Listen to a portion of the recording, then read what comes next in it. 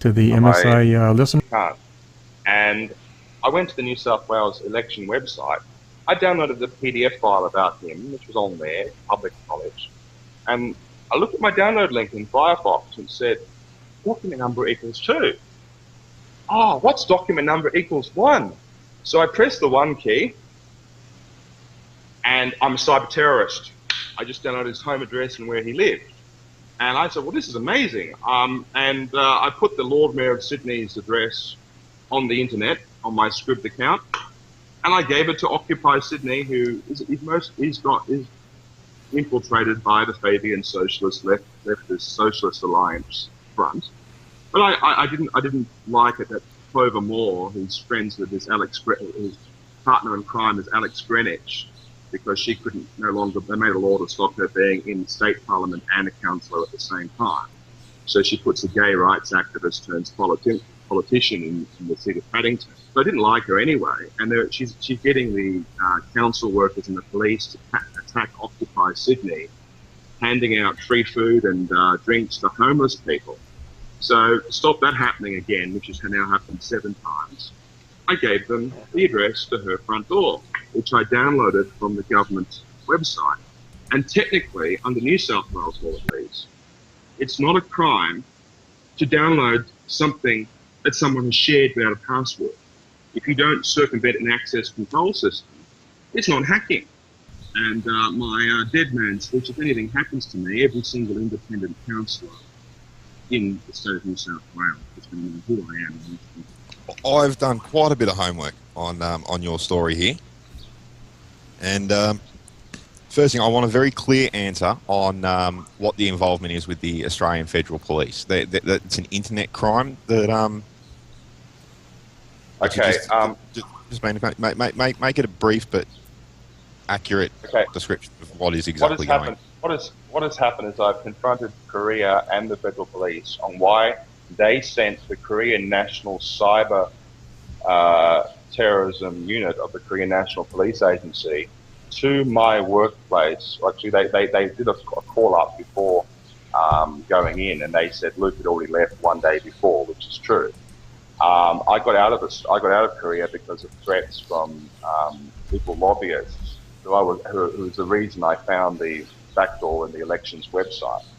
That will admit, and of course I haven't done a hacking act under my understanding of the law, that will show that the Australian Federal Police has made a false claim against a whistleblower and certified refugee from Australia abroad of an act of cyber terrorism which never took place.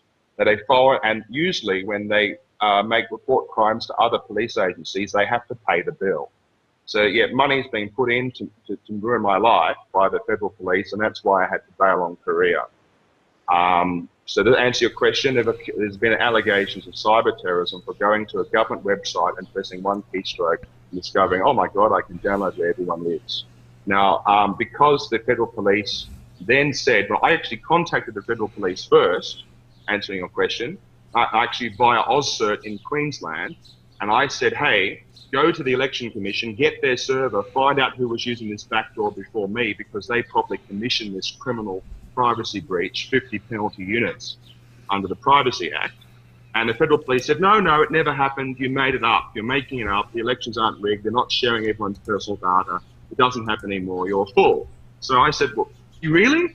Well, if you're going to say, didn't you not see the YouTube video? Yeah, that's a hoax. I said, well, if it's a hoax then, split if deleted, I'm going to put every Liberal, Labor and Greens only election candidates' private personal information on BitTorrent, which I did. And now they can say, now they can't say it never happened. Your actual application for asylum was never granted either, was it? My application, here's the thing, sir. There's a report on the Hong Kong Legco website. I actually did a talk on Truth News. If you go to truthnews.com.au and go to radio, you can see me and Herod talking about my experience in Hong Kong and why I left. In Hong Kong, it's the only place in the world where the United Nations High Council for Refugees has full, autonomous, complete control of refugee case management.